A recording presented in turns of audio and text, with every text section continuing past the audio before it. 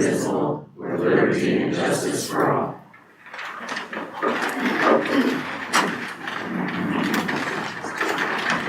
Welcome to the Board of Supervisors meeting, October 14th, 2025. Is there any changes to the agenda? I have none. Thank you. Department heads and elected officials, fair voting, auditor. Good morning. Canvassed for the city primary on Thursday, so got that completed. So got ballots ordered for the city school. Tomorrow is the first day we can do absentee voting as long as I have ballots in. And I got a UPS notice yesterday that I'm hoping to have them at some point tomorrow. I just don't know what time. So the next couple of days we'll start absentee voting and get the city school on. Thank you. Lisa Schaefer, County Attorney. Busy as usual. We're lucky we filled our, as I mentioned last week, we filled our administrative assistant position. She'll be starting at the end of the month. I'm so very excited. Our 3 murder trials have now been set for after the first of the year. Eric Rios will go January 6th. Shermondo Harper will go March 24th, and Keisha Bowles is going February 3rd, I believe is the date. So I'll get with Kevin and make sure he has those dates. Obviously, in cases of that magnitude, we generally have additional security, just so everyone knows they're each set for 2 weeks. So it'll keep the courthouse busy for those 6 weeks. And finally, I am headed Thursday to a job expo at the University of Iowa College of Law. We got really, really lucky and found a unicorn the last time we went, so I'm hoping there might be another unicorn that exists in the state of Iowa that we can bring to County. Cassie has been wonderful, as you may know. We brought her in as a clerk right after she graduated. She was not yet licensed, but since taking the bar and getting her license, she's been great. She's really, really good. So I'm hoping we can find like a twin and get that down here so we can go back up to stuff and get some projects going that have been put on the back burner for a while. That's about it. Okay, thank you. Brendan, how's the IT department? Keep busy. Nothing to report. Okay, thank you. Sheriff Glendinning? Plenty going on for us as well. The jail was at 79 adults this morning, 1 juvenile. We have 8 out of county just because of the way that all the numbers are landing. Plenty on our wait list as well. We're trying to get 3 up for competency evaluations. We currently have 4 out for restorations. The wait list for the residential facility is up to 4, but we have 2 going this week, and I think we have just one waiting on prison. So a lot of movement out there. Coulter does a great job of managing that and making it all happen. So as far as on the law enforcement side, a lot of events going on and going on in the community, but really nothing of major note for the board this week. Okay, thank you. Rodney Gleason, maintenance. Good morning. Just got a lot of projects going on. The new public health department, the garage doors are done, the concrete's done around the garage areas, so just about finalized with that. On the old former public health building, again, reminder those, we have a open house tomorrow from 4:30 to 6 p.m. tomorrow night, for those interested in that. Bids are due by 3:30, October 16th here at the auditor's office. And the open and review of those bids will be on the 21st of the month. Other than that, just got several things going on. Also, the job posting we have it's posted till the 15th, so we're looking at possibly extending that out. So anybody's interested, keep an eye on our county website for that. Thank you. Thank you. Janelle, Treasurer's Office. Good morning. We're just keeping busy. Nothing new to report. I do have a couple of agenda items though. Okay, thank you. Chris Fulgermauer, Public Health. Good morning. We're also keeping busy. We have been doing flu shots at our office.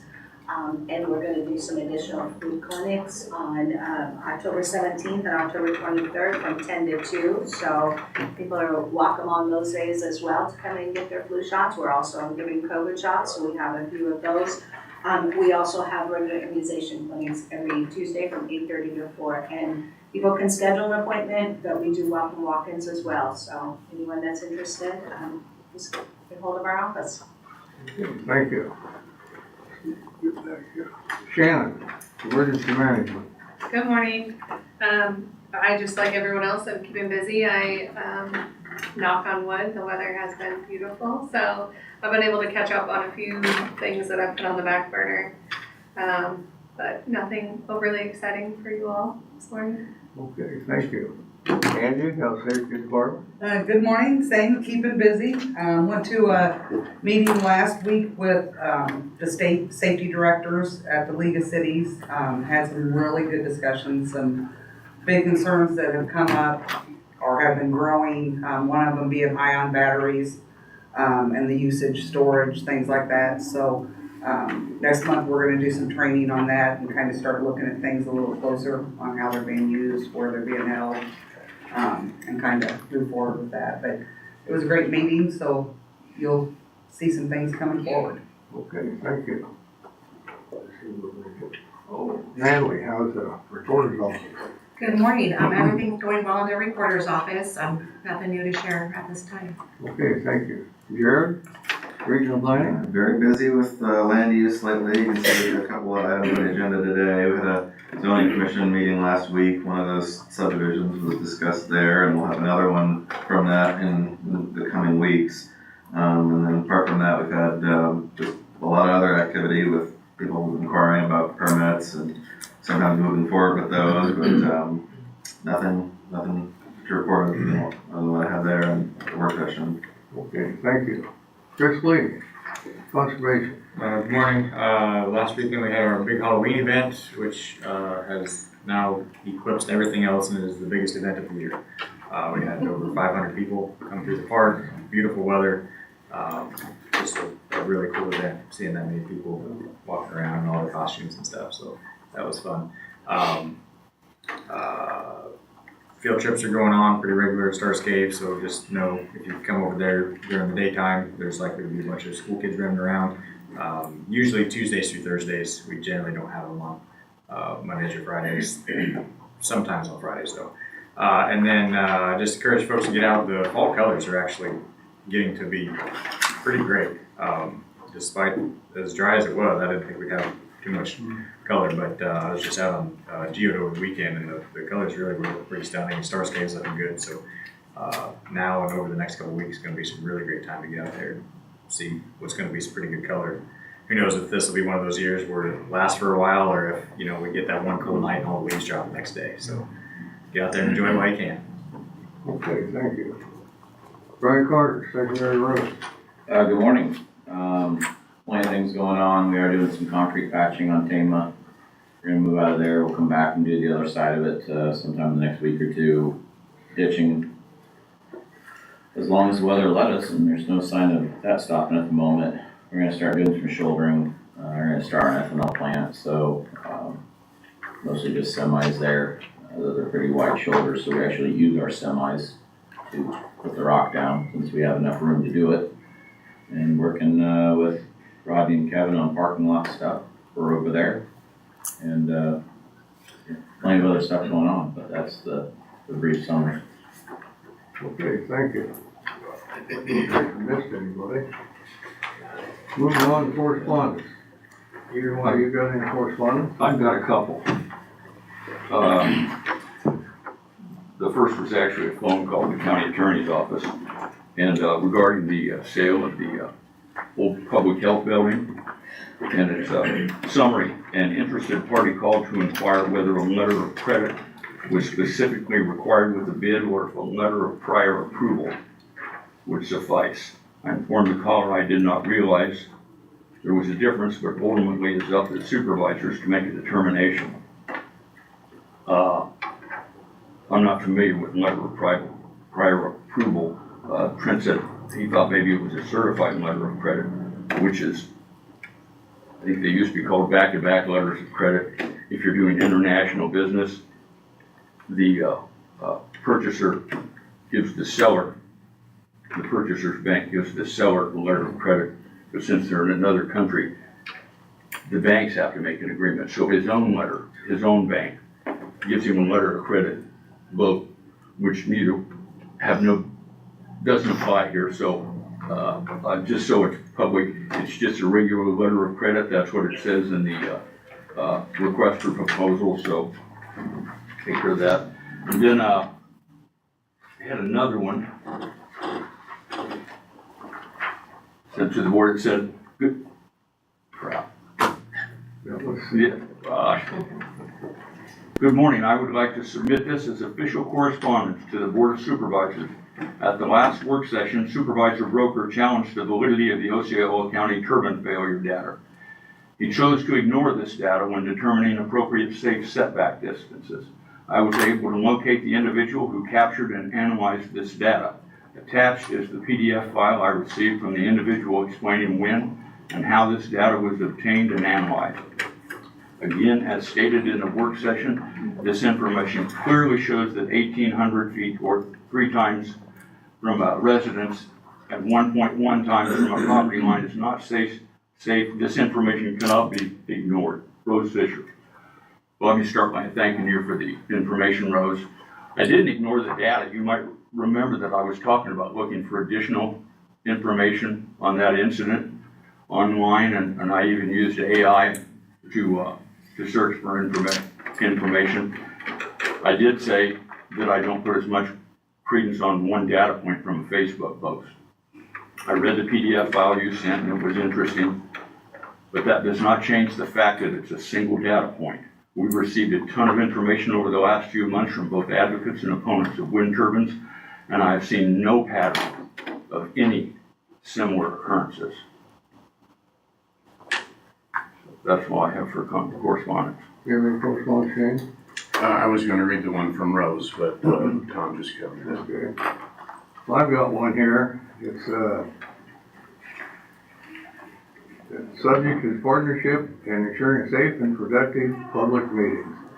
Dear members of the Board of Supervisors, on behalf of AES, I would like to thank you for continued work on updating the wind energy ordinance.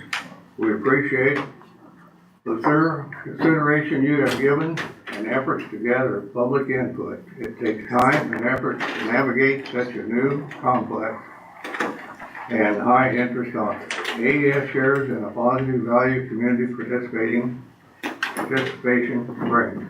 We believe we also share in the value of the critical importance that the public safety plays in the participation and as an essential part of an open and constructive public access. During the October 7th work session, an incident occurred in which one of our representatives was physically pushed by a member of the public while seated in the audience. While the situation did not escalate further, it's understandably caused concern among attendees and our team. We wanted to make you aware of the interaction and underscore our shared interest in ensuring that all participants, board members, county staff, and members of the public alike feel safe and respected in this setting. We recognize that the county governs the format and safety of these public meetings, and we want to partner with you to maintain an environment where everyone can engage productively and without intimidation. We expect each meeting to be run with level and civil decorum, and for the board and its staff, and appropriate measures necessary to maintain order in public meetings. If there are any AES can say to support these efforts, whether through facilitation resources, coordination with security, personnel, or other safety measures, we are happy to collaborate and contribute to solutions that help these meetings constructive and safe for all involved. Thank you for your leadership and your commitment to transparent and respectful public process. Please don't hesitate to reach out if you'd like to discuss this further, or if there are ways we can support creating the safest possible environment for continued dialogue. This here is signed by Marlo Corwin, Vice President of Wind Development, AES Clean Energy.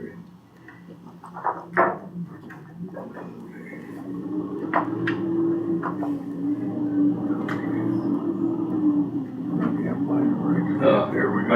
I didn't print out the letter for Rose.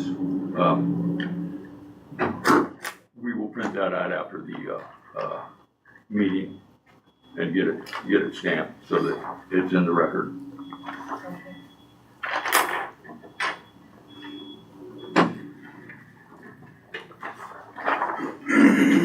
I also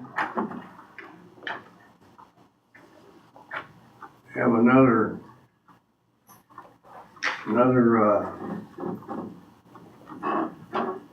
correspondence. It's here someplace. Hard to find these things sometimes.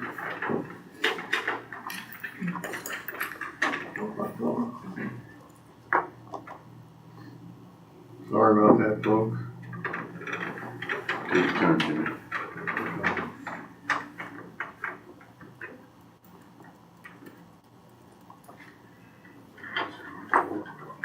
Okay, dear sir, just a thought to maybe move time along and introduce all of your changes and et cetera without commitments. When you are finished, give each person who would like to speak a few minutes, and you want to give them their further input. And go to the speaker and say that you will take their comments under advisement. You and I both have been over backwards trying to be fair and to give them a voice in this process. However, we also know that they are merely dragging things out in hopes that they will finally have what they want, in which is no wind turbines. They are a very vocal minority that never turned your workstations into a circus. Last week I noticed they didn't even wait to be called on anymore to speak. Thank you. This is your workstation, and we need to respect that you are in charge. Respectfully submitted, Martha. Okay. Any other? Okay. No more correspondence. We shall move on. Discussion and vote. Payroll. We have payroll reimbursements for $205, non-cashable, taxable is zero. Motion to approve. Second. Sarah? Shane Campbell, Yes. Tom Broker, Yes. Jim Carrey. Yes.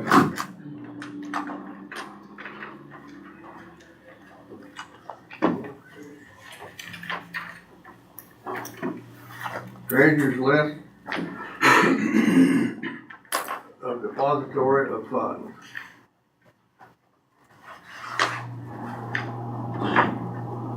Farmers and Merchants Bank, it said, well, first here it says the following is a list of depositories for the Treasury Office for the period 7/1/2025 through 6/30/2026. It's being submitted for your approval in accordance with Chapter 12C.2 of the Iowa Code. Farmers and Merchants Bank, $24 million. Two Rivers Bank and Trust, $8 million. Danville State Savings Bank, $6 million. Mediapolis Savings Bank, $10 million. Iowa Public Agency Investment Trust, West Des Moines, Iowa, $16 million. First Interstate Bank, Sioux Falls, South Dakota, $12 million. Weaver, Home Office, $8 million. Farmers Savings. Midwest Bank, Division Street, $8 million. I move to approve the depository of funds. Second. Sarah? Shane Campbell, Yes. Tom Broker, Yes. Jim Carrey. Yes. Thanks, Janelle. Thank you.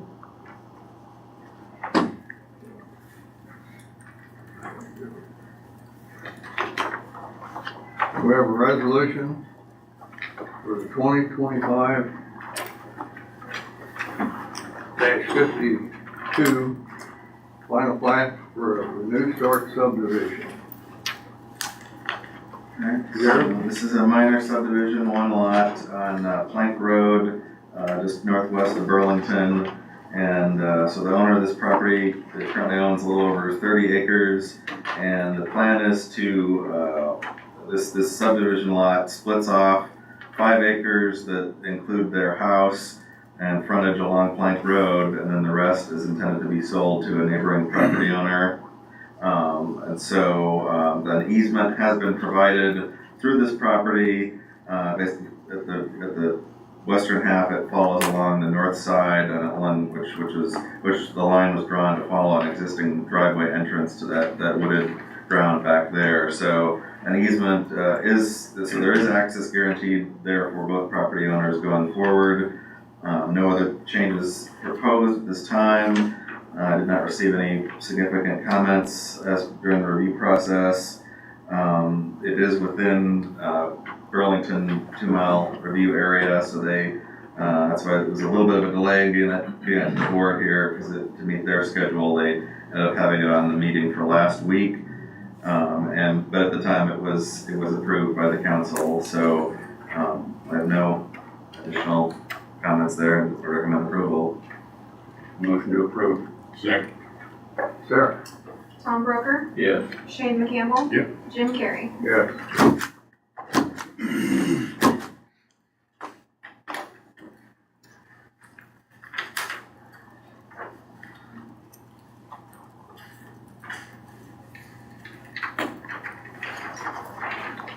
Here, we'll sign the other after the meeting, okay? That's fine. We'll be here anyway. Yep, we will. That he will.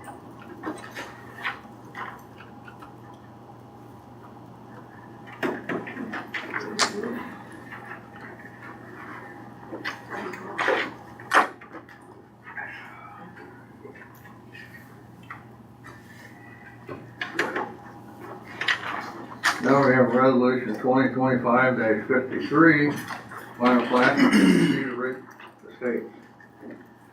So this is the one I alluded to earlier that was discussed at the zoning commission last week. So this one qualifies as a standard subdivision rather than a minor. It involves 4 lots, but all have frontage along a public road. So this is located at basically right at the western edge of the county, borders the county line road and 135th Street. And it's basically taking a 14-acre property, splitting these 4 lots off, and then the remaining 3 acres with a house will stay with the current owner. This is intended for residential development. It has a little stream running through the middle of it, so the way the lots were drawn largely follows those drainage paths there. Each lot meets and significantly exceeds the minimum size and width requirements. A lot of the discussion with the zoning commission was regards to the roadway access and drainage. The county line road is standard 22 feet gravel, whereas 135th Street, there's a short segment where it's about 15 feet wide gravel, and then it changes to earthen surface, basically a Class B dirt road for almost a mile to the east of there, where it's all ag land. So the issue here is that Lot 3 currently does not have access from the gravel portion, but it would just require a small extension up to an existing driveway, a field entrance for this property. And so the developer has coordinated with secondary roads to determine the access arrangement for these lots, so each one would be able to have their own access from the county roads.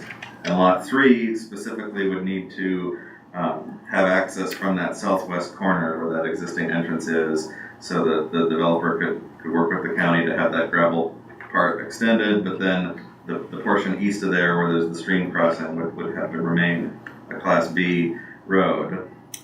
So there was a neighboring property owner that did have some concerns about the drainage situation, but there was a discussion about the types of culverts that would need to be put in for driveway entrances, and then potentially some ditching improvements along that road as well, in order to better accommodate that additional development close by. And so with that, the zoning commission did unanimously recommend approval of this subdivision.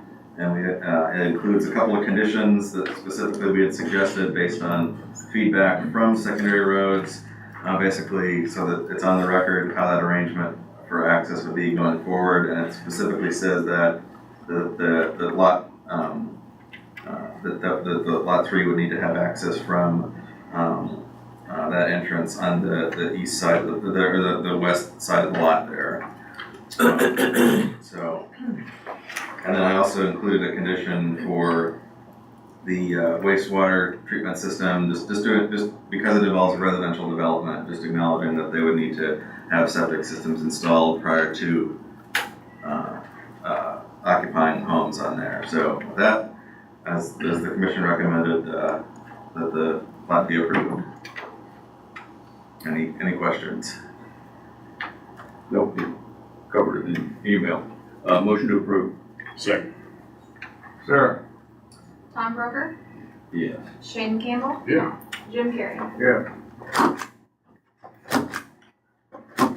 For all these deer hunters out there, I go by there a couple times a day and I see a lot of deer there.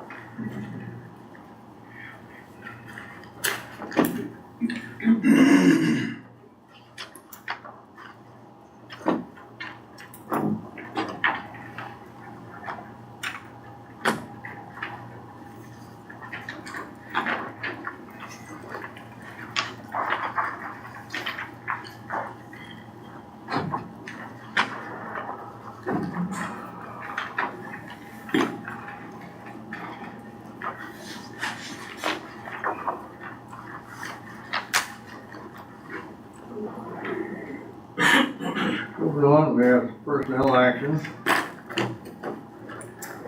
We have one for secondary roads here.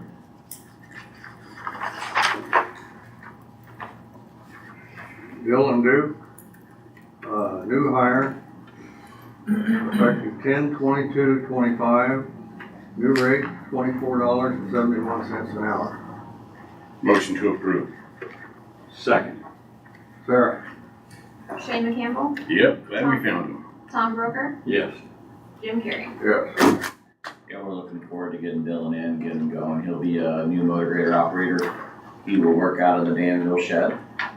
That gentleman, Scott Salisbury, will be retiring the end of December, I think is his current plan, but with time off that he has available and stuff like that, I think sometime in that mid-November range will be his last day physically at our facility. So this will give us a little bit of overlap, and we'll take it from there. Thank you. Now this one here is, Trader's office. Alana, that's right? Elena Caps, clerk 2, motor vehicle department. Unpaid time, 10/2, 0.48 hours. 10/3, 2.5 hours. 10/6, 7.5 hours. 10/7, 2.5 hours. 10/8, 7.5 hours. Motion to approve. Second. Sarah? Shane Campbell, Yeah. Tom Broker, Yes. Jim Carrey. Yes.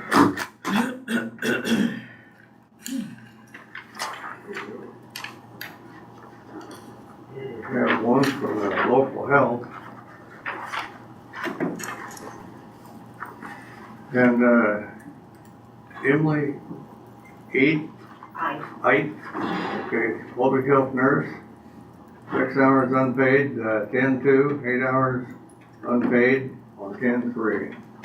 Motion to approve. Second. Sarah? Tom Broker, Yes. Shane Campbell, Yep. Jim Carrey. Yes.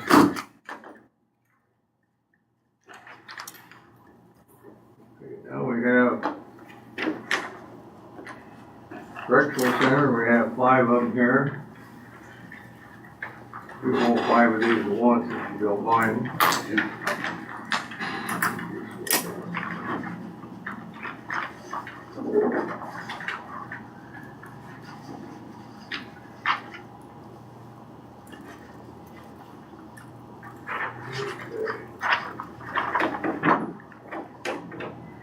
Roy Cochran, part-time correctional official, 77.11 hours, anniversary, 6-month step increase at a 12-month rate. Previous rate is $51,364.11. New rate is $52,662.04. We have Peyton Krogermeyer, full-time correctional officer, anniversary, 12-month step increase. Previous rate $51,364.11. New rate $52,662.04. Next one is Andrew Brown, full-time correctional officer, anniversary 24-month step increase from $53,827.05 to $54,886.03. Then we have Owen Stewart, full-time correctional officer, an anniversary 24-month step increase from $53,827.05 to $54,886.03. Last but not least, we have Addison Clayton, part-time cook, anniversary 12-month step increase, previous rate $17.10 an hour, new rate $17.41 an hour. Move to approve all 5. Second. Sarah? Shane McCampbell. Yep. Tom Berger. Yes. Jim Carrey. Yes.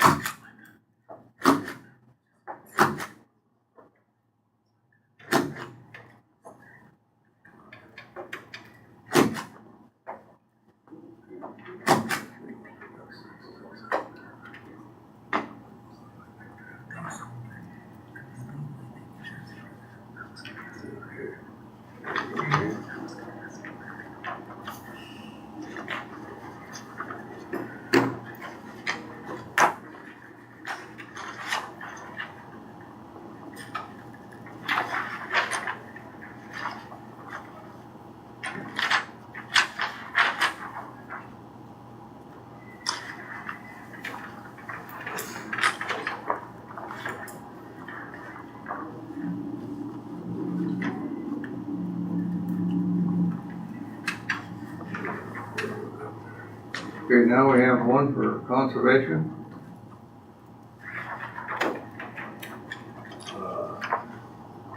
Shania Hansen, naturalist.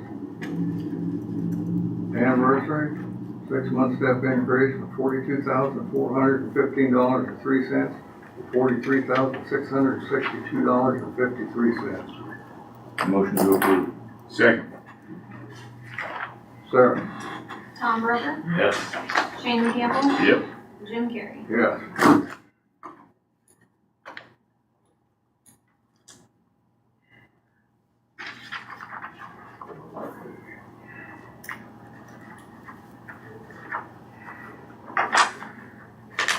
Now we have reports.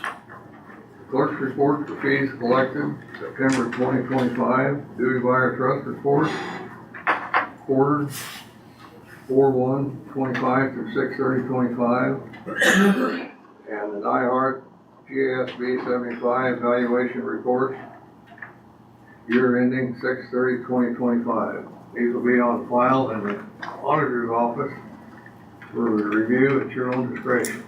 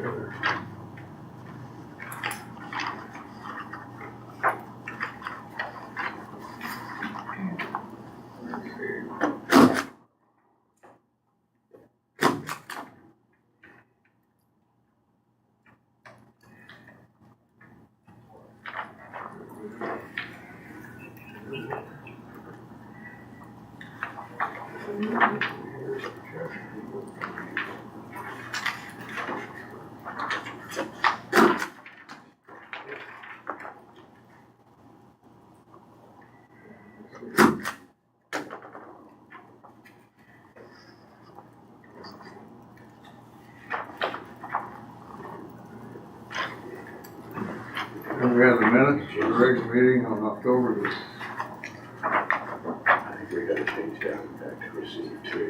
I think that one's got approved on it, it's supposed to be received, I think. On the,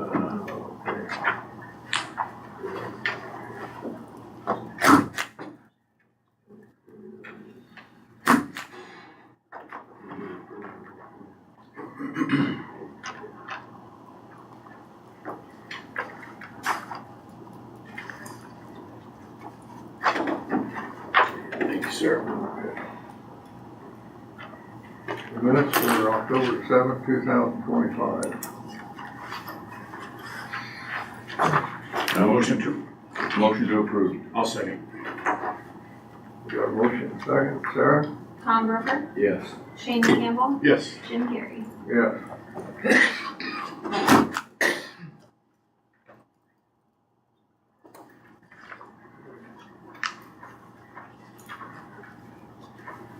We have minutes for the special meeting on October 9th, 2025. Motion to approve. I abstain. Second, Sarah?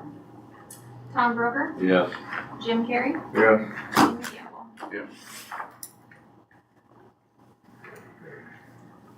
Abstain. Is there any other business? I have none. I have none. Future agenda items? I have none. Committee reports? I attended the CIT, the Crisis Intervention Training meeting. That's law enforcement area providers of mental health and disability services. Their discussion of local challenges and updates on available services, and I suppose it's a reflection on my age. I provided a little bit of the history, but it changes in the Iowa mental health provisions. Anyway, there were 8 calls for mobile crisis services in Des Moines County in September, including 1 homeless and 0 juveniles. That's all I have. I attended the last meeting. Everything is good. We had our report. And Bruce is still out. He comes in part-time. Yeah. He works part-time.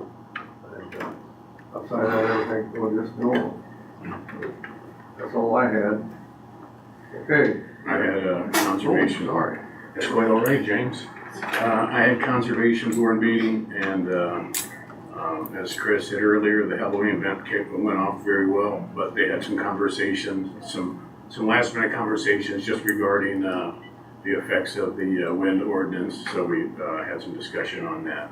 And then I had a youth board meeting, and that was just cleaning up some stuff, but what was interesting though is that within the next 10 years, we'll have 42.9% of our population retiring and only 14.3% going into that are prepared to go into the job market. So that's kind of something that we need to be mindful of. Back in my day, I don't know if anybody in here did tassel besides me? Am I the only guy that did tasseling? Couldn't wait to get that $7 check. But anyway, we just need to be mindful that there's jobs. I remember years ago, people would say, well, there's no jobs in Des Moines County. There's usually over 1,000 jobs in Des Moines County at any given time. So we just need to be mindful and keep reminding people that that there's an honest wage out there if they were willing to go in there and punch the clock. So anyways, that's all I got. You made too much money. I only made $5, 50 cents an hour. Oh, is that right? Well, that was good. Okay, moving on.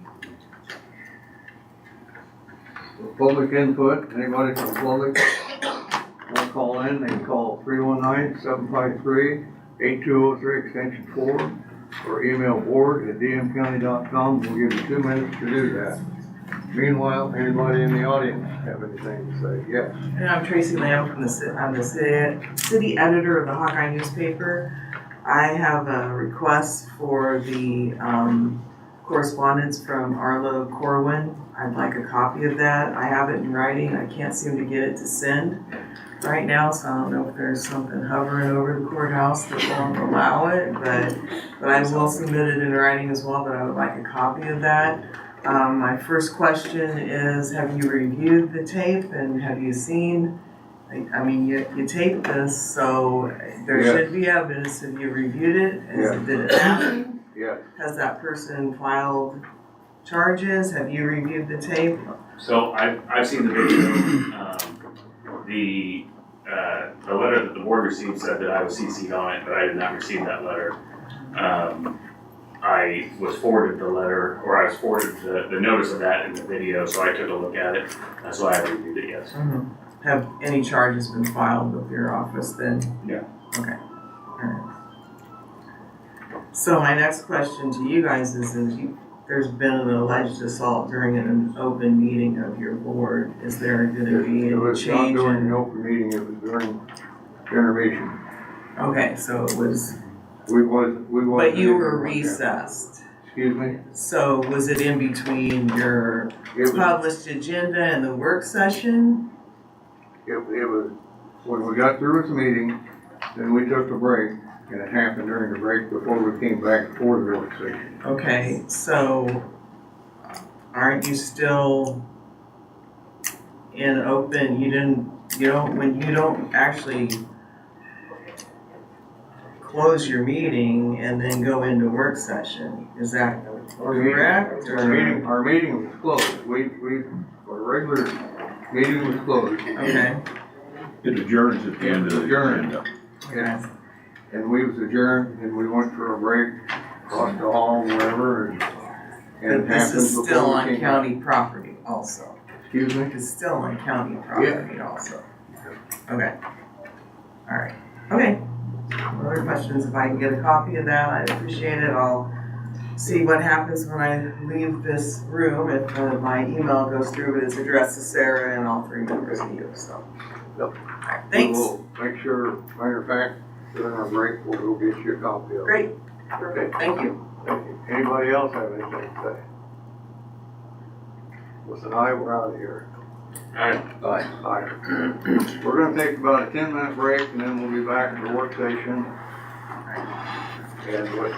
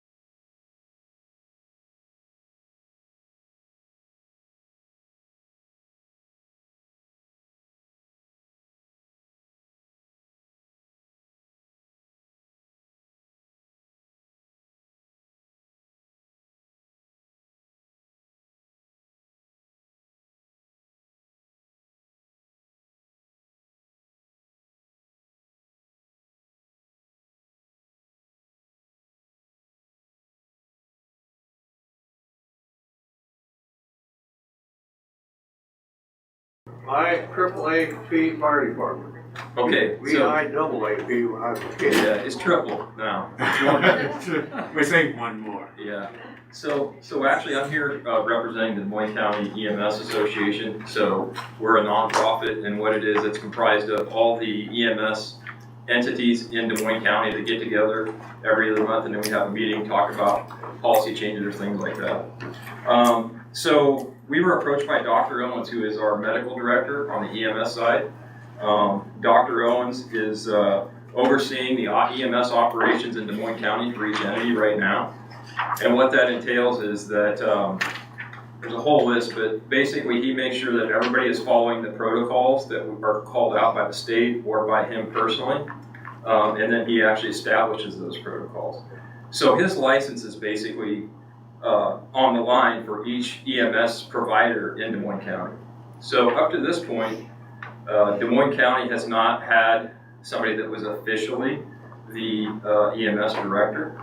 Carlos Falcon was that before, but that was all ran through the EMS Association as well. So Dr. Owens approached the EMS Association, Des Moines County EMS Association, and asked about compensation for what he's doing. Okay, Carlos Falcon, the previous provider, did not have any pay, but in this day and age, if you look at the list of obligations that he has in order to make sure that we're following all the state and federal guidelines for what each provider is doing, it's expansive. He's really putting himself out there with no compensation whatsoever. So the first thought was to come to the board, get some feedback from the board and say, you know, what's the right direction to do here?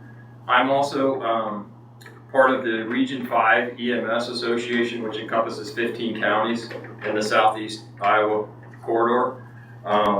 When I went to the last meeting, I approached the people there and said, hey, what are you doing as far as compensation for your medical director?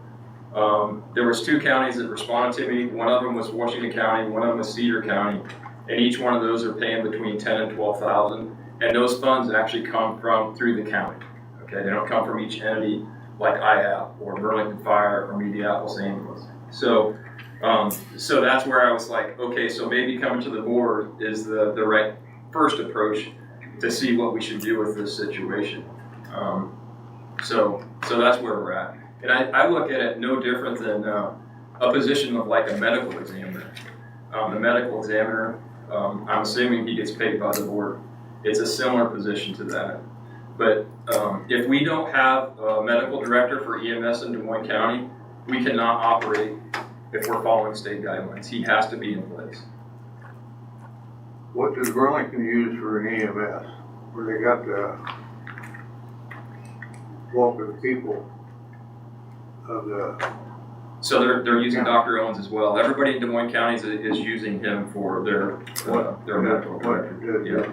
What is the city of Burlington paying? Zero. Zero? He's getting no compensation whatsoever right now. From the city of Burlington. What's that? No compensation from the city of Burlington. Exactly. When did we start using Dr. Owens again? 2023. You're Dr. Owens? Yeah. Yep, sorry, this is Dr. Owens. What's up, Doc? Hey, Dr. Owens. Yeah. That Dr. Owens, man. So Dr. Owens, you want to give a little bit of your background? Yeah. So I actually used to work for the fire department here. I was a paramedic from 2008 to 2016. And then I went to med school, finished residency in 2023, moved back, and then that's when I took over in the summer of 2023. So it's been about 2 years now.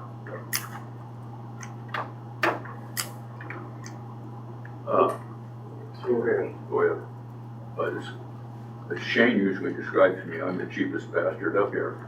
But I don't have a problem. Well, you do too. You're not supposed to sit during a meeting, Thomas. But it's true. But anyway. But there's scripture that says a man is worthy of his hire, and it's always great to get volunteers, because sometimes you just can't get by without volunteers, but sometimes you have to, sometimes you gotta pay. That's just is what it is. So I think from the association, for the Des Moines County EMS Association standpoint, he's done a phenomenal job with oversight with our organization and making sure everybody's checking all the boxes and that we're following all the protocols. And then if somebody is deficient or something goes wrong, that we're actually helping bring them up, you know, not just casting them down. So he's been a great asset for us. Before, as far as the oversight, there really wasn't much at all. Oversight's good. Well, I've got a daughter that works with EMS too, and I think it's a great thing. And by the way, I gotta tell you, your pancakes was pretty good. Okay, thank you. So, We aim to please. you aim to please? Yeah. Do that twice a year then. Okay. So I actually have a copy of the state code here that I can give you guys. It actually calls out that we have to have that. Okay, so there you go. Yeah, that's great, and quite honestly, we have to vote on this. Yep. Just, Yep. I'm not up there pontificating, doesn't sign the check. Oh, exactly. So it has to come through, go through a meeting, so. Yep. I just wanted to get it out there to you guys and try to get the ball rolling forward. So that if you guys said, hey, no, this isn't gonna work, then we could figure out some other way to get him compensated. I think we got a copy of the contract, you know, Yeah. like you sent. Yep, and that contract was actually, I got that from Washington County. Yeah. And they had given me their template basically. I'm not saying that's perfect, that's just something to maybe look at going by. Something to go on, I think it's pretty good. I have a county attorney right there that is anxious to assign somebody to read it. It's great reading. So, but I do appreciate that part. Yep. You give people input on, you know, how to do it, but the only compensation you're gonna get is the wages, not medic, or insurance or anything like that. Right. Yep. All right. Well, I appreciate your time. We'll have this on the agenda for next week, and we, As long as we have everything ready, good. Well, we want to give them time for you guys to discuss and come up with at least last time we redid the medical examiners, we took a month or so to just talk, discuss with her, put together the numbers, and I assume you're thinking just a set salary, right? Yeah, because like what we have with EME is based on the number of calls, which is it's just a totally different gig, right? She has, a medical examiner, investigators, and so there's I don't think it would take that long to go through this, just, an annual salary or stipend, whatever you call it, of, $2,500. okay. Okay. Great, thank you. Keep up the good work. Thank you. Thank you, Doctor. I got a little, what you can do to him next time you take him out there. I'll see what I can do. We'll have to talk, if this is a live meeting, Dr. Owens, we'll talk in private. Appreciate you though, man, appreciate you. Thank you. Thank you very much.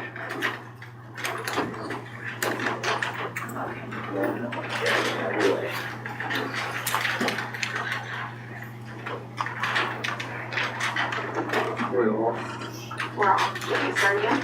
Are you ready? Can we have Charlie thrown out? Is it too late to have Charlie thrown out? Okay, sure. Did you hear him? Okay, we're here for a work session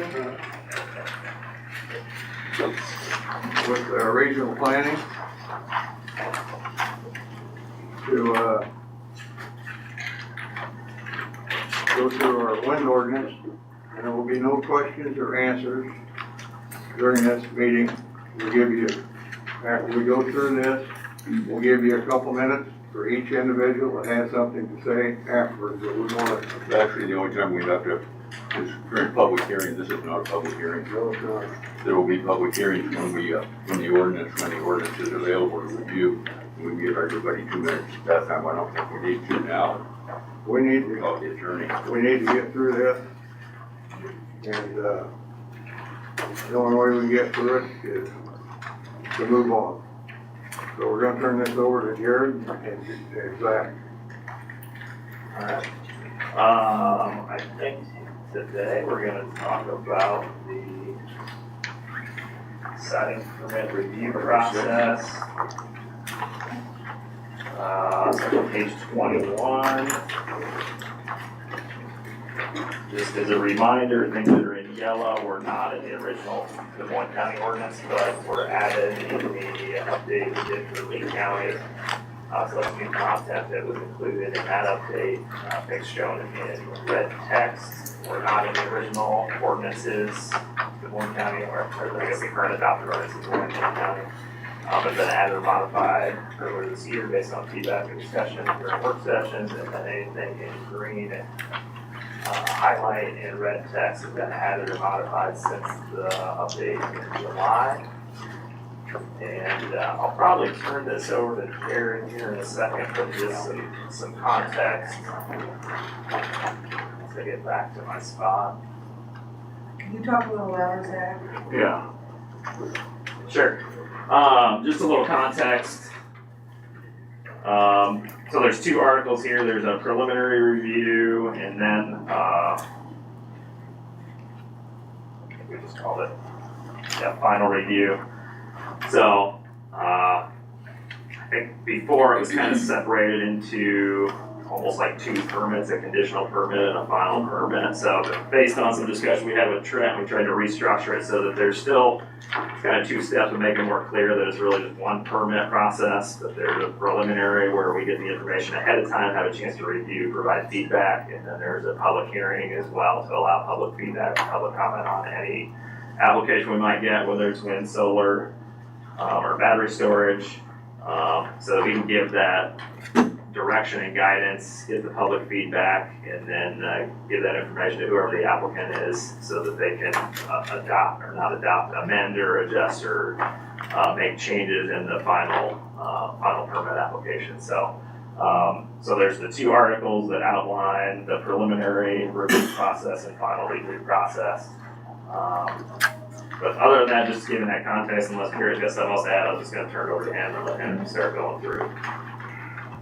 Well, the two are similar in the initial information that's required for an application. And so most of that has not been changed at all, apart from the terminology. So for section B, the siting permit application, this I believe is identical with final review, where this is just information that is necessary to ascertain where is it located, how big is it, what is the, if it's a wind farm, how many turbines, if it's a solar farm, how many solar arrays, and how much total acreage does that cover. Also information about the amount of energy to be generated, how many megawatts, and whether it would be for the public at large, just distributed to the power grid, or if it's for a specific large industry or specific user for where that energy is being generated for. And then also the time frame of the project, just so that the county is aware, like, assuming this goes through and things are approved, what is the anticipated length of time between preliminary approval, final submittal of the final plans, and when they expect to actually have that be operational, assuming that all follows the anticipated county timetable there. And then section C requires, go ahead. For B, I think, and we've talked about this before, I think we need to add 9, so proof of service of notice to all residents within 2 miles of the siting area. So that way we're putting, and we've talked about this often, we want to put the notice so that way the public's notified up front. And the reason being, that way the developer has an opportunity to be like, okay, this is who's out there, this is what they're talking about, as well as the public has an opportunity to be like, okay, this is what they're looking at, so we bring the public in at the front end. And I think that's there. and maybe you're getting this, it's there, but I think it's later. It's on Right. I saw page some 20. Yeah, I guess we could jump ahead if you go to page 24. Yeah, public hearing, consent to proceed.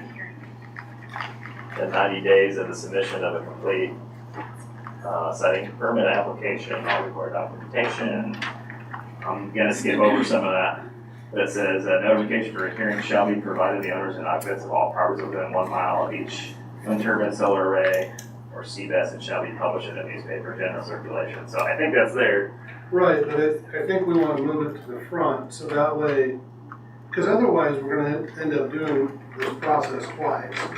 Because you're gonna have it done, and you're gonna have a proposal, and then get all the work done, all the engineering done, and then let the public know afterwards. And there's just, like in Rumsfeld's book, right, there's the known, there's the unknown, and there's the unknown unknown.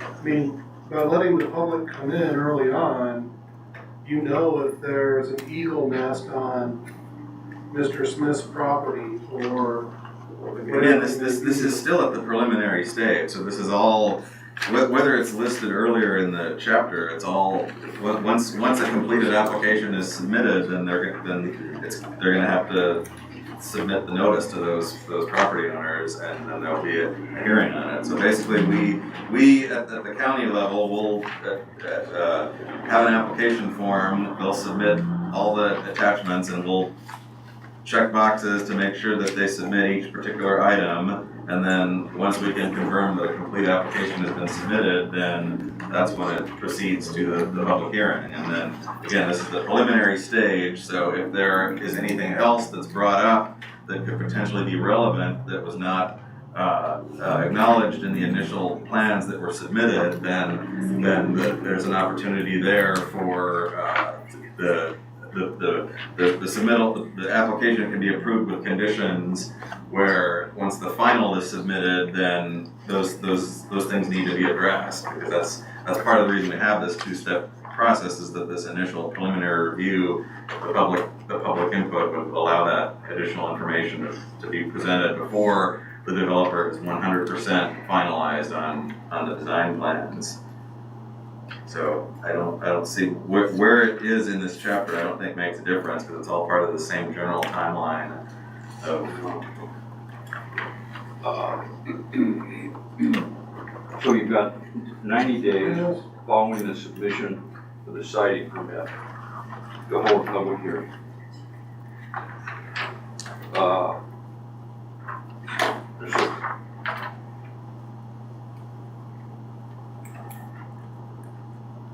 What were you saying, Trent? Just move it to under B, under siting permit application to move, is that what you were saying? I just think that we want to have a 9, the proof of service to all of the residents within a 2-mile radius of the proposed siting permit. That there's an application. That there, yeah. So What do you mean by proof of service? I think that's probably, what do they call it, certified mail or whatever. However they want to do it. It could be certified mail, it could be, but it's and we can discuss different ways to do it. It could be certified mail, it could be mailing with somebody attesting to that mailing. It could be, I mean, there's a whole, code section we can put in there like we want. But just we want to make sure that the public's brought in at the beginning, so that way everybody knows. Certified mail would be the best way. Yeah, that's ideal. Well, anyway, so if it looks to me that you would do that at the time of application. Is that? Well, ultimately, the time of application can see, because the 90 days just gives a time frame there, because there's going to be documents that are submitted for review, just to make sure that, Understood, I guess I'm saying with the 90 days, we have, once they submit, we have 90 days after the submission of the siting permit to hold a public hearing, right? Right, So if they notify the public when they should have most of this stuff, you know, said we're gonna have so many wind turbines or so many solar panels or whatever. And then they would have all this information. They're gonna have to have that to apply for that preliminary permit, right? the basic location. Well, I mean, information, that's yeah. from a basic location. Right. But that means, once they turn that in, once they do that, if it's included, then you let the public know, and that's a 90-day notice. I think I'm making sense. Well, the way, and here's maybe the difference in how we can change it, because the way it is right now is saying that you have to send out a notification that there's a public hearing. I guess I think maybe what you're saying is that notice should come when the permit is submitted. Is that what I'm? Yeah, I was saying that. I guess I just wanna make sure I'm, We need that. I think maybe that's what you're saying. But yeah, I think there's a notice that a permit has been filed. Yeah. Or an application for a permit has been filed. And within 90 days, we have to have a public hearing.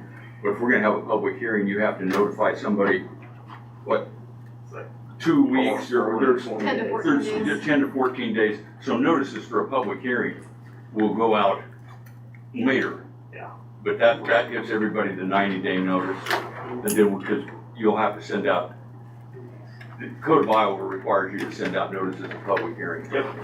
Or at least post them in the newspaper or something like that. I think in this one, it might not hurt to send that mailing again. The 15 days or whatever it might be.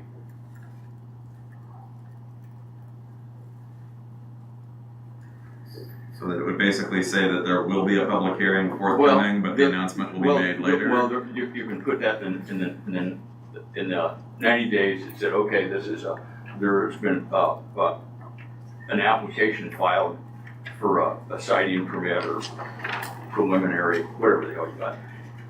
It goes out because we have 90 days. It said, and just say, this is what's happening. There will be a public hearing within 90 days. And then whenever we find out, they'll send out a notice that, okay, the public hearing will be held at the courthouse at 10 a.m. on May 15th, wherever it might be, because you've got to do that legally. Right, and you're talking about public notice of the hearing. Yeah. And we'll do that, yeah. Which is what we put in the newspaper, and Sarah, and we put it on our website too, I think. Yes. Yes, yeah.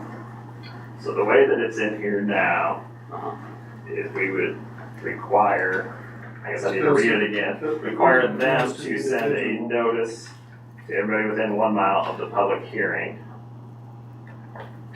But what we're saying is, we want them to send something at the time of application, so that If there's you at send least notice 90 of a day public window. hearing, because we have to advertise that, so quite honestly, we probably won't know when that public hearing's gonna be. No, we won't. I think that's what Jared was getting at, Until yeah. there's 2 or 3 weeks or whatever before, so then we could say what it is. So the actual notice of public hearing, that's kind of tough to say there's gonna be a public hearing sometime in the middle of May, or between May 1st and June 1st or something. That's a little,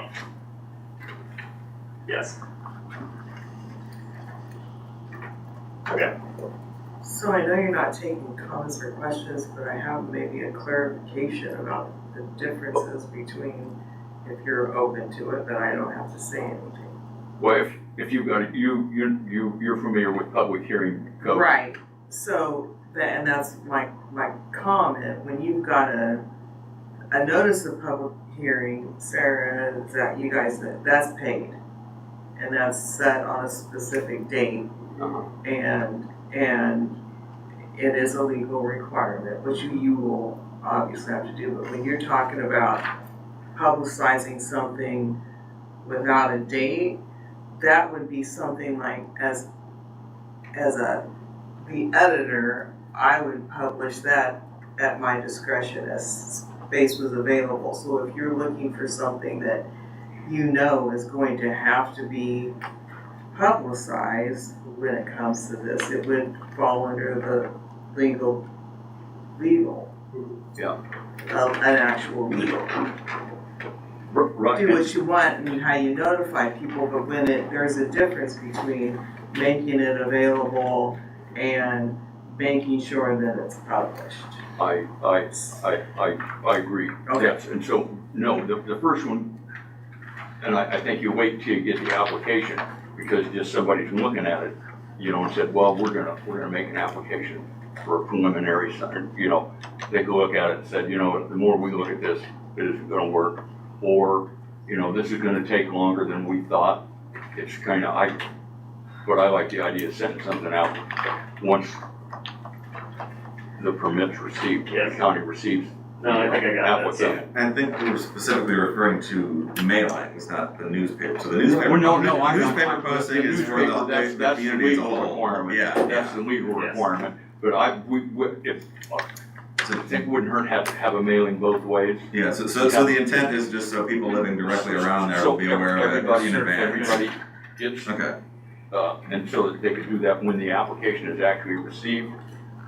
So, received on May 1st, then, you know, you would have a week or whatever to get notification out, then there would have to be the And then we'd have to publish it notification legally of in the that there's gonna be a papers. public hearing on such and such a date at such and such a time at such and such a location. I just didn't want you all to leave, as you're making this decision, with the impression that that's definitely gonna happen. It could, it probably will, but it's not a guarantee, it doesn't have to be a guarantee from us. Yeah, well, and that's why we'd like to have, letters go out.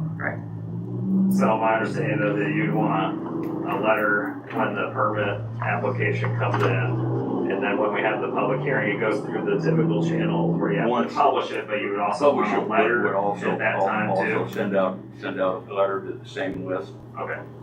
So I think we'd probably keep the section we have at the end, but we would add something, like you said, a bullet 9, that would be a time of application, I think it or might- somewhere, it might it make might sense be somewhere somewhere around else. section D or E or Yeah, maybe even it might another make sense section somewhere else, there. but yeah. Because section B is just what is submitted with the application, isn't it? But, okay, I think we get the intent though, so.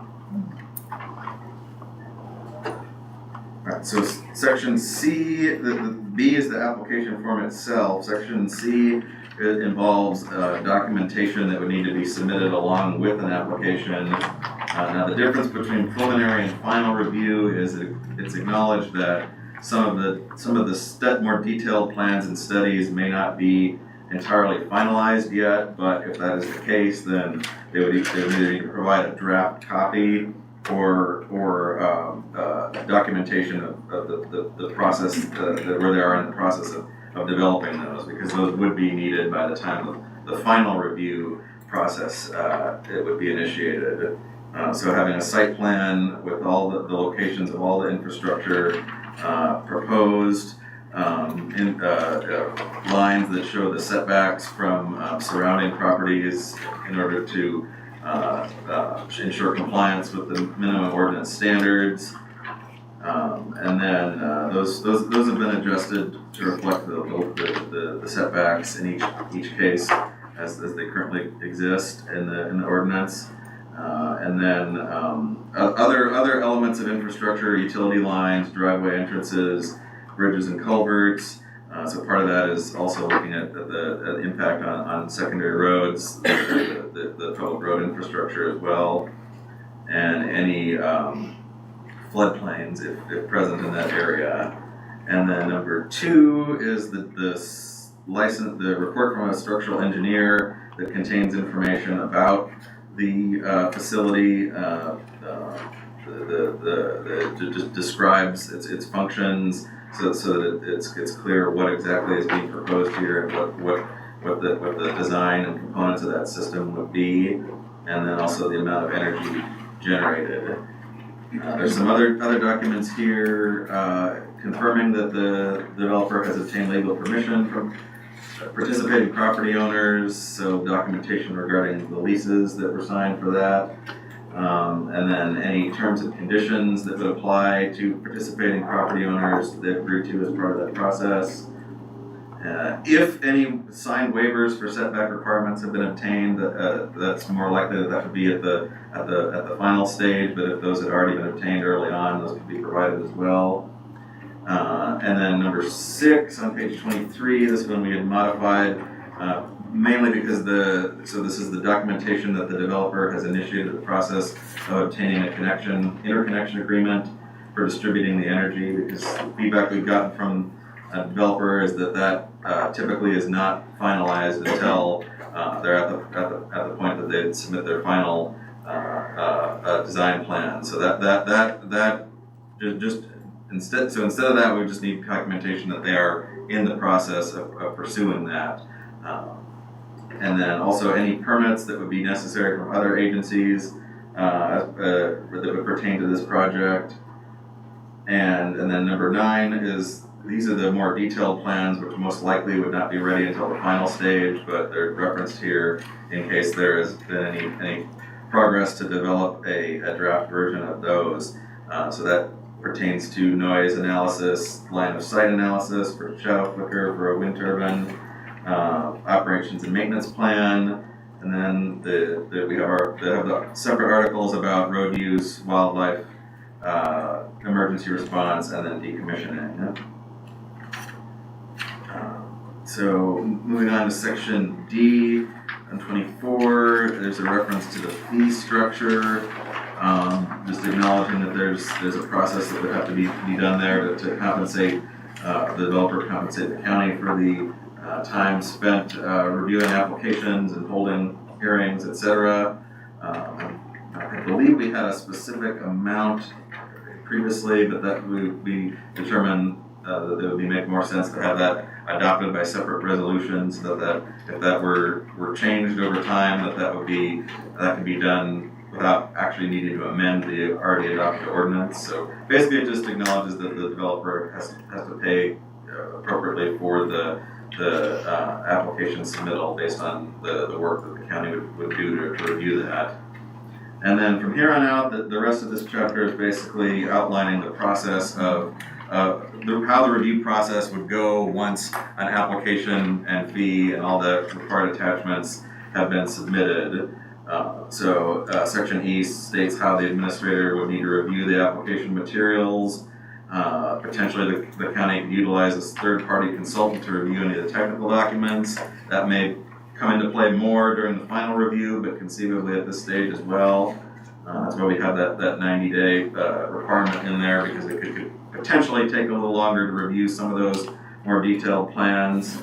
And then it also notes that if there is anything determined at this point to not comply with the minimum ordinance requirements, then there would be an opportunity for the administrator to provide that information to the developer, and they would have an opportunity to make revisions as necessary in order to ensure compliance.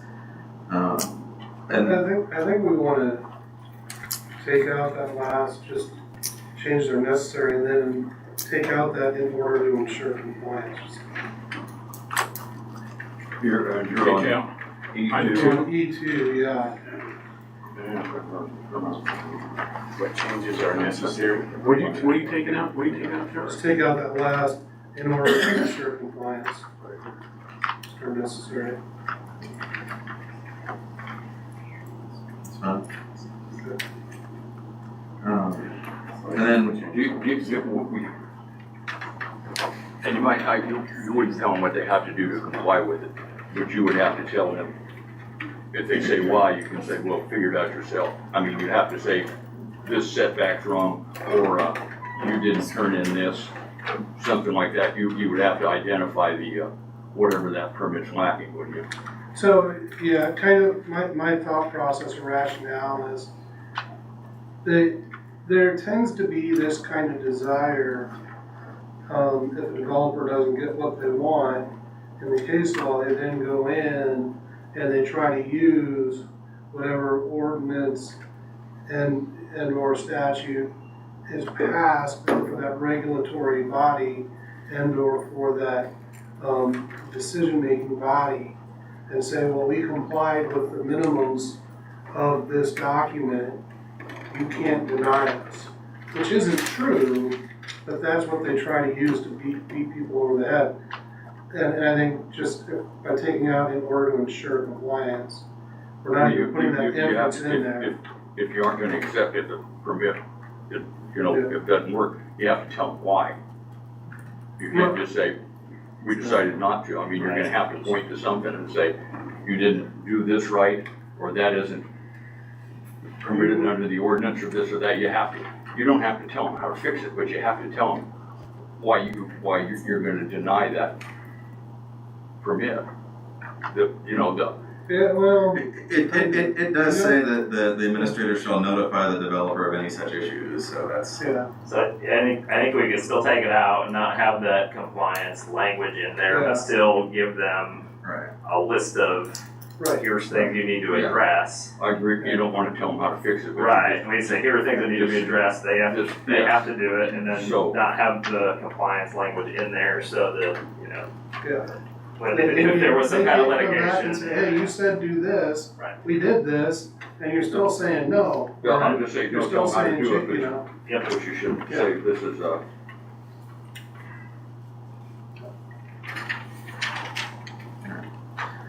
So real quick. I thought somewhere in here we had, maybe it's for the final too. I thought maybe we had something about sending it to like other county departments for review or something, or for comments, feedback. Do we want to have that in here at this? Or is that even necessary? I guess to put that in here. I would assume that a secondary road would be interested in looking at it, perhaps emergency management. For some reason I thought it was in here, but I didn't see it, so. And I don't know that it has to be in there, we can do that regardless, but they don't necessarily have to reach out to the auditor. I mean, what we do with subdivisions and anything that goes to the zoning commission, we typically do that just as a matter of course, just like, here's an opportunity to provide feedback before we have this public hearing, so I think we can put something in there that just says it, I realize you do that. Yeah. Just so it's clear that everybody has an opportunity there, that it's not just voluntary, so. That sounds fine. Well, I think, because we're having that application review before the public hearing, I think we're gonna have to have another application review after the public, and that's why I was saying we want the public involved as early as possible. Just because the unknown unknowns are always gonna be there, right? So you're saying, we have 2 public hearings? Well, we have to have a final one. Well, you have one for the preliminary, and then one for the final. You have the preliminary permit, then you have the final permit. I thought we weren't doing 2 permits. It's the same. It's all one permit. permit. It's all one permit. But you go through the. Essentially, yeah. There's two public hearings. But there's a public hearing after the preliminary application for a preliminary permit, then there will be a public hearing for the application for the final permit. Yeah. Same, correct. Okay, yeah. So moving on to section F, then that we had alluded to previously is the requirement to have a public hearing in which the notification is provided to property owners in the surrounding area. And then it acknowledges that additional conditions may be imposed on the development in order to, consistent with the purpose of the ordinance to protect public safety, general welfare, etc. So there is that opportunity to do that based on information that is provided during that preliminary review process from the general public, from county departments, etc.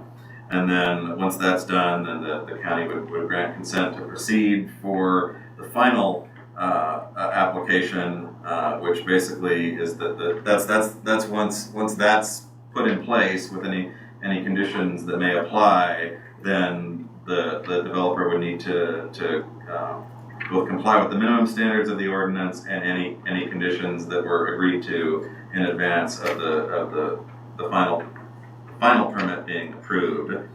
And so there's a statement there that the notification of the board's decision needs to be provided to those property owners in the vicinity, just so that that's clear where that's going. And so the next step is proceeding to that final review. And then section G goes into the process for moving forward to the final review, where this is just to ensure that there aren't any active applications that go dormant if for whatever reason the development doesn't proceed after that initial review process. So there is a time limit put in there that they would need to submit something within 2 years, or else they'd have to essentially start over with the preliminary review.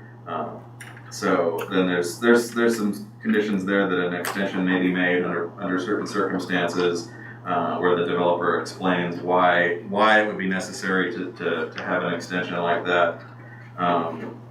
Just so there's a communication process, and the board is aware of what may be an issue that may explain why one particular development may be taking longer than anticipated to proceed. So with all that in place, that basically sets the stage for the final review. So if we're good with that, we can, if you have any questions or comments before we move on to final review. I don't have any questions on that. Yeah, I don't have any question on that, but this is a siting permit, when they get a siting permit. I'm gonna back up a little bit.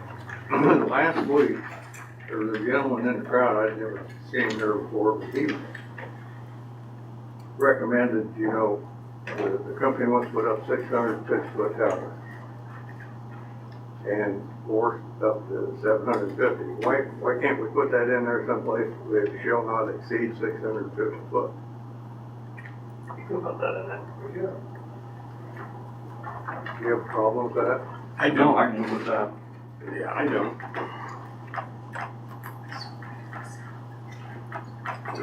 It's up to you, you just gotta tell us what you want, work with.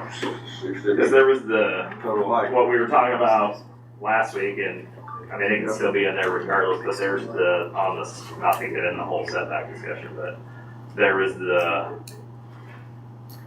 3 times the height for setback. So the idea is if the tower gets taller, the setback gets taller, and at some point you kind of probably max yourself out of where you can be, but you could keep that and add a restricted or height restriction as well. Why don't you move on then, so you guys are okay with it? Can you say that one more time, what the number was, so I can? 650 total height, 650, yeah, 650. maximum total height, whatever it is. Yeah. I'll make sure I get in my notes.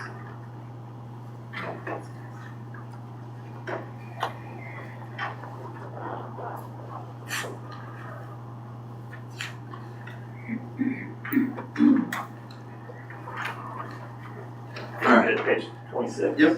So this is the final review. A lot of this is going to be similar to preliminary, except in some cases there's more information, since it'll be the final design plans with all the information confirmed on where everything will be located. So there's some information at the beginning that just clarifies that if any information from the previously submitted application has been modified, then the developer would need to submit a revised version of the application form that clarifies what has been changed from the original application. But then other than that, everything is pretty much the same. So the required documentation would need to be provided along with it. So the site plan, again, showing where everything is located and with lines to indicate the setbacks from occupied dwellings and other structures nearby where there are setbacks requirements in place. And so, again, it's similar to the previous step, except this would be the final, everything is essentially confirmed where it would go as proposed by the developer. And then also the licensed structural, the structural engineer would submit a report outlining the the functionality of the system, explaining how it functions, what the energy capacity is, et cetera. So, That, how far are you at now? I'm here. Page Two. So you're way ahead of me, yeah, so. There's something I missed, go ahead. So for B2, so if you're looking at Article 72, it says any substantial changes. I think we need to change that. Any changes. Just take out substantial. Because otherwise. B2? Yeah. Yeah, B2. Because otherwise, what is substantial? Is that the change of a volt? Fair Or question. is that the change of? Fair- That's a pretty subjective term. Yeah, that makes sense.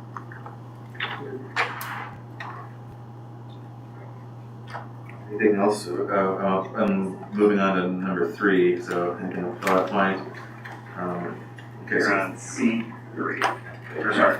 so this is where we start to get into some of the things where, I apologize, Yeah, we're back to C3, C3. I believe. Yeah. Okay. Okay, just hit C2. Unless you had something else before that. so C3 is the first one that's largely different from the previous article on preliminary review. This is one of those technical documents there that needs to be provided. So this one refers to the sound analysis to address the potential impact of shadow flicker, or that's I'm sorry, that's a different one. So the sound analysis is the decibel of a wind or solar facility. So using most current modeling software available, showing the anticipated noise impact on properties within 1 mile of the facility. So it needs to specify the maximum noise volume experienced at all occupied dwellings within that area using the A-weighted decibels, which is this is a typo here. We changed that to 50. So that just needed to be updated to be consistent with the requirement in Article 3. So the 3B says if the report concludes that any occupied dwelling is likely to experience noise volume in excess of that 50 A-weighted decibels, the developer would need to present a mitigation plan to reduce the impact to that aforementioned level. So basically just showing that they've done their homework and analyzed with the best technology available what the impact of that noise would be, and if needed, any accommodations that would be necessary to reduce that to the acceptable level.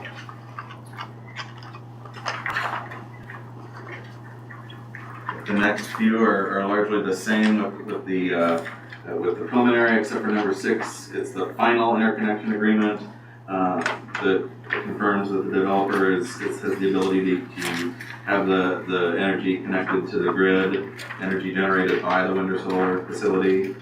And then there's some information about other permits that may be applicable, FAA, DNR as examples. And then number 8, page 28, is the operations and maintenance plan. So this goes into some detail on how the facility is maintained during its functional lifespan. So just so that the county is clear on what the protocols are for people, employees present on site, steps needed to maintain the equipment, and just how it's going to operate on a day-to-day basis once it's fully in place and construction is complete. So we did include a thing in there about the safety manual for operations and maintenance personnel, with details on the procedures to be followed in the event of any explosion or other emergency event. So just so that it's clear and transparent regarding how that what the policy is for that. And then there's also a statement that was most recently added regarding ice throw. I feel this is the most appropriate location to address that, since it's going to vary from one developer to another, what types of steps they would take in terms of how it's designed or sorry. So a description of the procedures to be used for monitoring ice accumulation on wind turbine blades and the mitigation measures to be used for preventing ice throw. So that would be the opportunity to express that. Right on. And then, this one here, I know we've touched on before, the possible coordination with, aerial applicators, crop spraying. So this would be the opportunity to address, what possible accommodations would be needed to ensure that those operate. So for D, I think we want the manufacturer's safety manuals, a copy of the manufacturer's safety manuals. So, well, for 8D, So That's for the company operating it. I mean, it's not for the Operations and maintenance personnel. well, So maybe you wanna add that you want manufacturer's safety manuals, but you also want the company That's right. that's using it, to have their safety manual. If I buy a lawnmower, I get a safety manual with it. Doesn't have anything to do with the company. That's how I handle it if something happens or try to keep my toes. right, I mean, I get it, but if we're going from one operator to the next to the next, that way we have, from the outset, from the manufacturer, this is the safety protocols for this piece of equipment. I put together both of them, both the manufacturer and the developer or operator.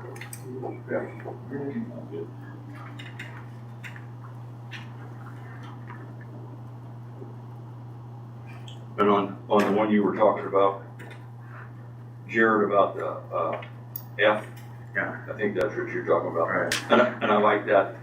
But we need to put in and I've been unable to find that, just, that the developer would be responsible for any additional costs for crop dusting on non-participating. And that may go in the specific chapter on wind, depending on how that goes. But Okay. yeah, so I get that too.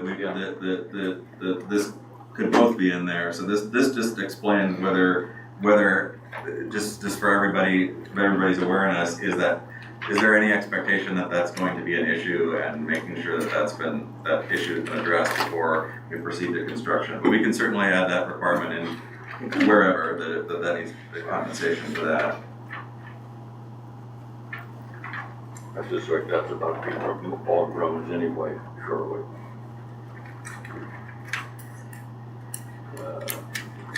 Okay, are we ready to move on to the next? Yeah. All right. What page are we on again? Sorry, I was looking at. We're on 29 something. now. 29? Okay. So 9 through 12 are all outlined in their own respective article, which we previously discussed at work session. So this just acknowledges here that those need to be submitted at that time before final approval. So road use, wildlife mitigation, emergency response, and decommissioning. We also added a thing in here regarding insurance policies. There was some discussion about that with Lee County. Again, I know we touched on that in the decommissioning aspect too. So I think this was based on some concerns that had been expressed during the Lee County process regarding the Mechanicsville incident and whether there was a lapse in coverage or some issue there that it was preventing things from being addressed in a timely manner. So that the idea here is just to provide transparency in what information is provided. You might put any insurance policies, including all risk general liability. Right, okay. Including, what was that, Tom? All risk general liability, I believe is the applicable term. Again, I can probably make a phone call, make sure, but. Okay. Yeah, I get it. Wait, I get it. just then including. I know. That's,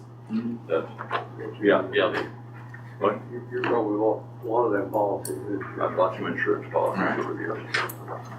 And precisely how that topic is addressed, I know that's been kind of, we've been trying to settle on exactly reference to general liability, and I know there's a, from conservation too, that we're going to have reference to environmental insurance as well at some point, so. Okay, Okay, so section D is similar to section C, except for these items are specific to wind. So, in this case, it's the line of sight analysis, since this pertains to the issue of shadow flicker. So once again, similar to the noise analysis, it would need to use the most current modeling software to show the visual impact on properties within the surrounding area. So it needs to, the report that goes with that needs to specify the amount of shadow flicker to be experienced on occupied dwellings in that area.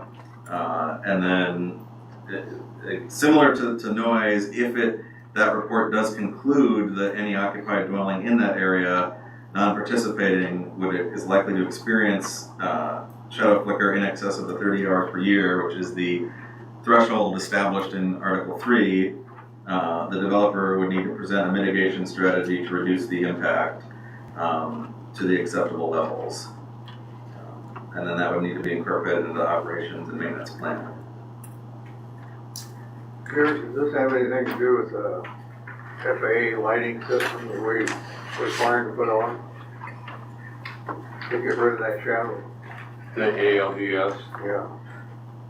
but that you have to apply to the FAA. Right, I think that's separate from shadow flicker. Yeah, that's different, that's right. That's an FAA rule. It would stop it, I mean, should be noted in there.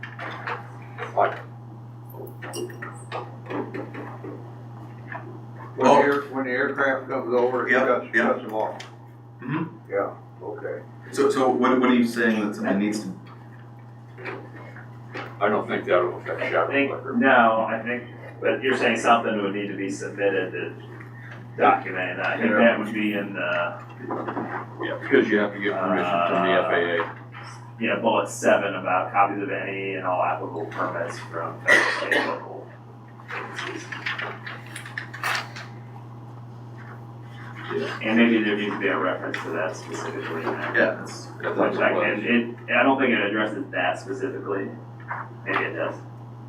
I think that's because that's a more recent addition Yeah, in Article 3. So I think if we just say a description of the technology to be used or documentation from FAA or however. I think the ALDS would you have to apply for each particular installation.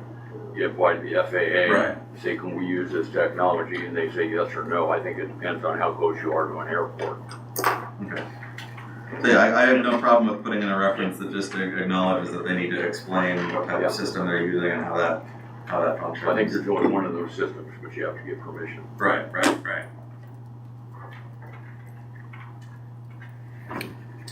And then section E at the bottom, starting at the bottom of 29, there's also some requirements that apply only to solar. These have not been changed since the original ordinance was adopted 2 years ago. So in kind of in like what we were talking about earlier, if you go to G1 on page 30. Oh, I thought we were on 29. Oh, let me get that out. All right, we're going so fast. All right. Well, a lot of this hasn't been changed, so So section E is similar to the previous one. This is some requirements that would only apply to solar. None of these have been changed since the previous ordinance or the original ordinance was adopted. So it's more related to the soil maintenance plan long term, so that it is viable for farming or other similar uses after it ceases the solar farm is no longer operational.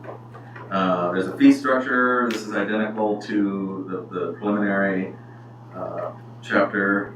So that brings us to section G. So this is the application review, where it outlines the process for the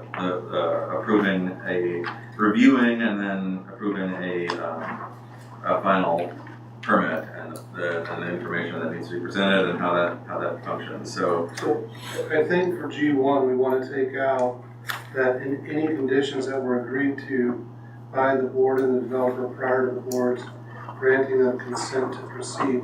They want to take that whole clause out. And again, we don't want to infer that we're tying the hands of the board prior to the board, looking at the final review and having the approval. Well,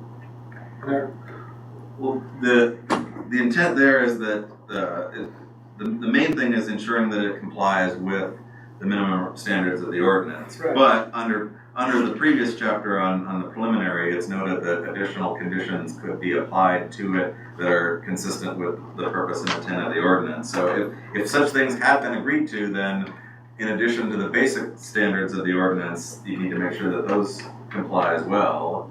But they can't be agreed to legally until we have the final application or the board makes the final vote. I'm just asking that we don't put that in there so that way it doesn't look like we're, again, inferring that an agreement or a decision been made by the board until they get to that point. So if we take out that in any conditions that were agreed to. So going back to page 25 on the preliminary chapter, there is a section that says, such conditions shall be limited to anything deemed necessary for public health, safety, and welfare. Such conditions shall be agreed to in writing by the developer prior to the board's consent to proceed. So what you're saying is we don't want to have any kind of... So the developer can agree to them, that's not the board agreeing.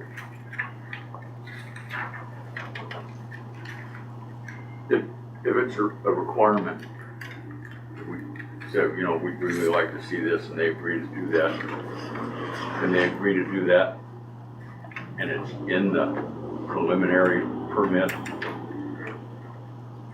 without the board's agreement, and they say, put it in here, we agree to, hell, I don't know. Whatever Whatever it might be, and that could be part of your preliminary permit.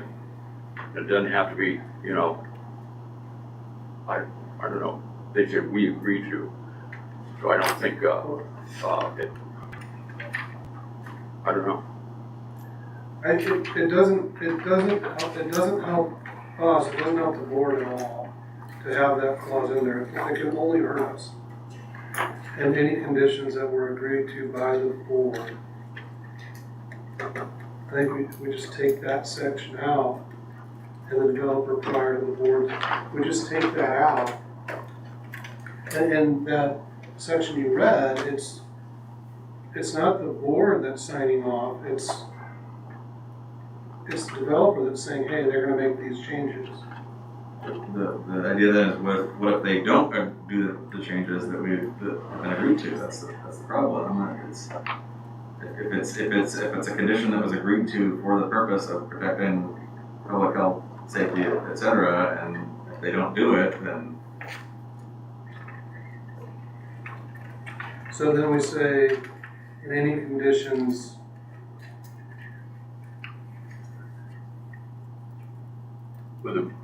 They'll take any power the board has the way to say, it would really be great if you could do this or something like that.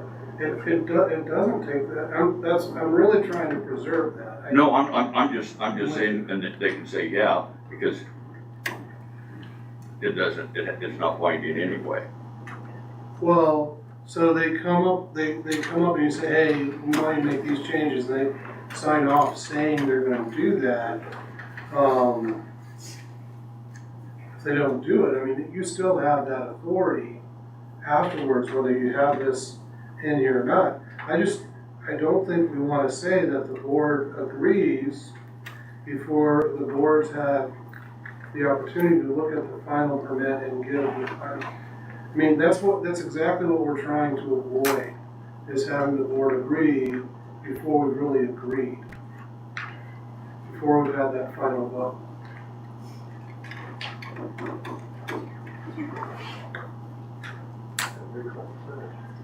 I think I understand what you're saying. I don't know, we can maybe talk about it and see if we can, either the two of us or the three of us together, kind of figure out how to craft that. Yeah, I think I understand what you're getting. I think it's just how we frame it, how we write it.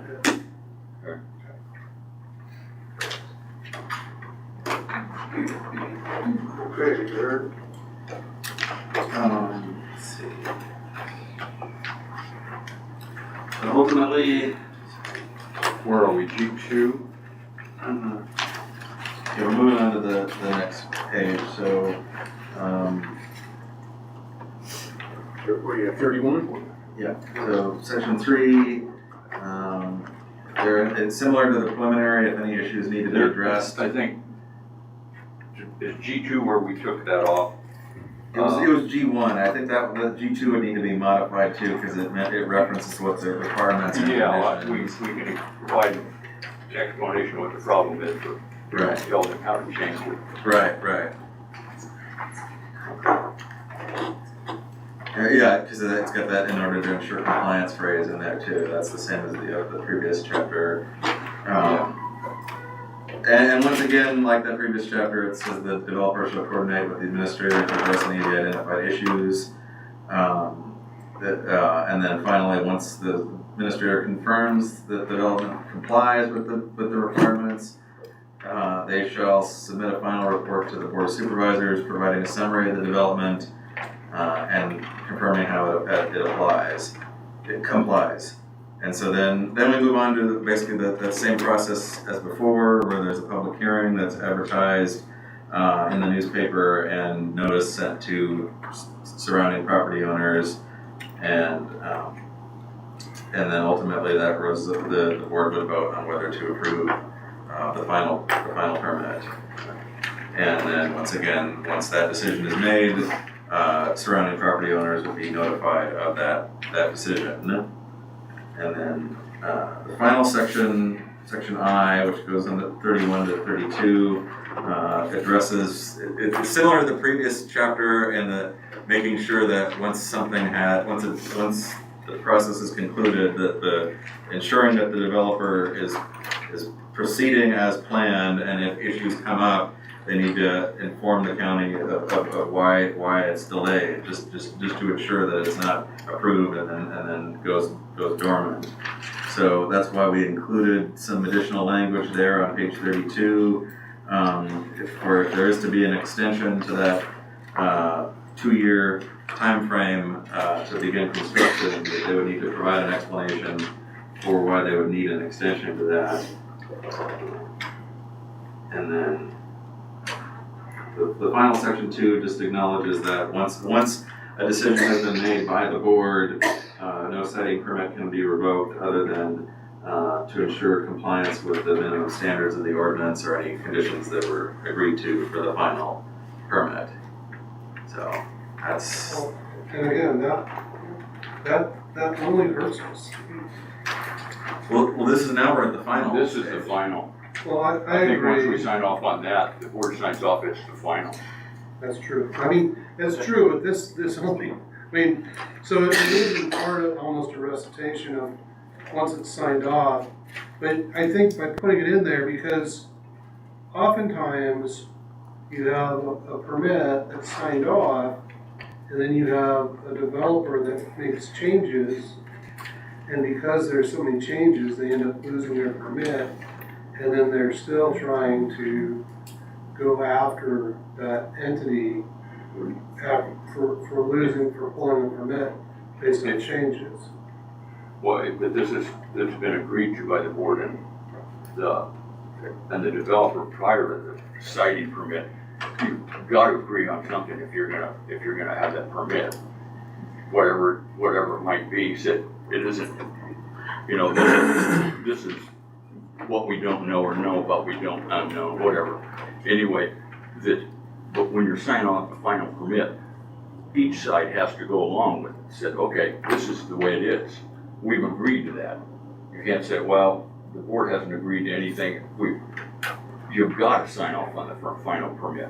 Right, we do, and I'm not saying that's not what I'm arguing. I'm saying what this does though is if we get to that point, there's a final permit, and then they start making changes. Well, then those are changes, and it says here, for any reason than failure to comply with the minimum requirements of the ordinance or what was agreed to. If they start making changes after they get the final permit, it says right there that no permit will be revoked for any other reason than failure to comply with the requirements of the ordinance or the conditions that were agreed to.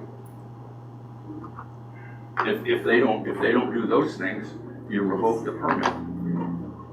At least that's the way I read it. Right, but if they start moving around, Change stuff, if they start moving around implements, Well, then, Which is- then, if they bring us a final permit, it's not the final permit.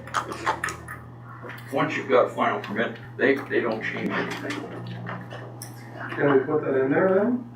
I mean, Well, I think that's what it says. Yeah, I mean, that's. I think that's what it says. um, Once approved by the board of If they were to supervisors, not build something how they said they were Yeah. going to in the permit, then they were in violation. or agreed to do, it says no citing permit shall be revoked for any other reason than failure to comply with the minimum requirements of this ordinance or any conditions that were agreed to by the board and the developer prior to the board's approval of the citing permit. Yeah, what do you see? That goes in there, that means that the agreement they made with the board, if they said, well, this has to change, or we say, do this or something like that, and they agree to do it. Once we've agreed to do it, then that's included in that, and that permit can be revoked if they don't do that. I think that's what it says, is they have to agree with everything if they make a change that we agreed to. that falls within the ordinance, but it's not necessarily dealing with an express condition, which is a term of art in contract law, then they can argue it's not an express condition and it's within compliance of the ordinance, therefore we can do whatever we want. So when we I agree to think- those conditions, it's not in writing? Well, If I sign off on something, it's in writing. but the question then becomes, what's an express condition? I think if we just put, or any changes, then we're covered. So What if you changes, put. it says failure to comply. Any requirements of this ordinance, comma, any conditions that were agreed to by the board and the developers prior to the board's approval of site permit, comma, and or any changes that were not in the permit as applied, I think, or as approved, I think that covers us if they start making changes. I see what you're getting at. I know, you're gonna have to go through it again. So if we, after ordinance, so we go, once approval by the board of supervisors, no citing permit shall be revoked for any other reason in failure to comply with the minimum requirements of this ordinance, comma, any conditions that were agreed to by the board and the developers prior to the board's approval of the site permit, comma, and or any changes not in the citing permit. Any changes are not listed. Yes. Okay, so you would add any changes not listed in the citing permit? Okay, I guess I could live with that if you find a less unwieldy way to phrase it. Yeah, I mean, I'm cool with that. I mean, if you feel like you gotta touch it up a bit, tighten it up a little bit, but I mean, I hear where you're coming from.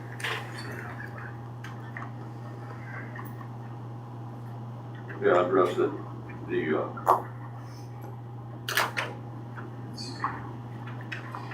okay. Let's get right down to the end of it when they're, so you're saying they're gonna make a change right at the end of it then? So what some of these cases look like is the developer gets a permit. And then developer makes a change. We're gonna move this, say, solar panel here instead of there. We're gonna have it be 5 feet instead of 10 feet, 10 feet instead of 5 feet, whatever. And they make a change, and then they make another change. And these, and then ultimately, you get to a point where the government entity is like, okay, this is no longer the same project that you pitched. Right, or any changes to the citing plan or whatever you call it, the final siding plan. Yeah. So even if it would, comply with the minimums, okay, just make it We easier. could put in there, those would be considered violations though, Yeah, I would think, because they don't meet Oh, what they really? said they were gonna do, so we didn't, yeah, they said penalize them and fine them for, Be a violation for it, yes. But we can still add the language Still. to there as well, yeah. but it's not gonna take us down to the end of it. I did have a question, I was looking through this, sure. from our conversation earlier about the public notification, so on the preliminary review process, we're gonna add something to do a notice when the application is submitted, and we do a notice during public hearing, and then it also notes that you notify people within a certain distance of the decision that's made.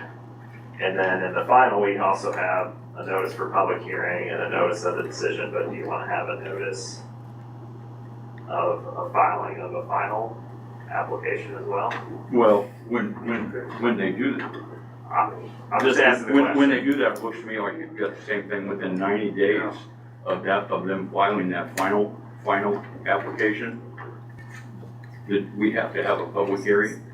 See, I would like to see what you, so we'd have the same.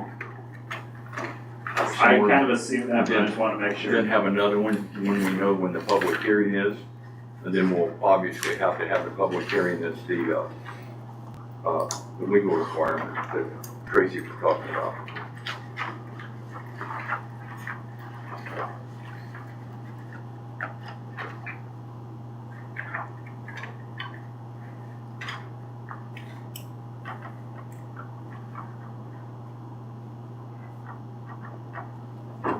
Is that I don't have it, Eric? anything else. Right there. I apologize, it took so long to get that last clause through the. No, that's Yeah. fine. I'll get my head around that.